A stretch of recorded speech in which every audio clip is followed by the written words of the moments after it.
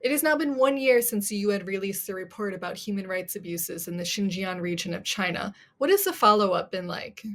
At the time of the report's release, the then High Commissioner Michelle Bachelet was literally in her last day in the position.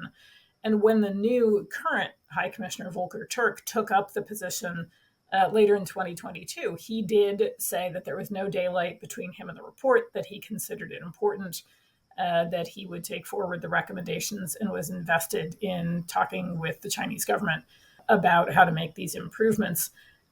Since that time, we've heard virtually nothing from his office about those discussions, about what's happening inside the region.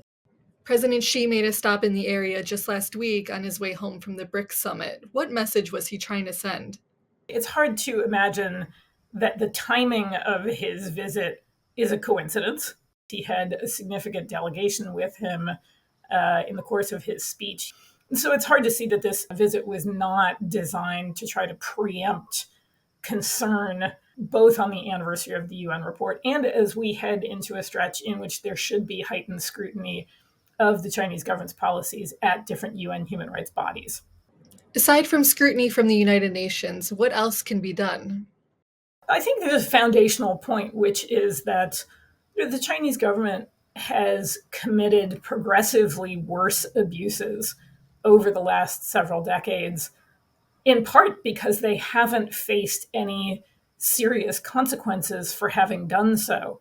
And part of our message is that a failure to hold senior Chinese government officials accountable for crimes against humanity, to which, let's be clear, they're effectively publicly admitting, is to enable worse.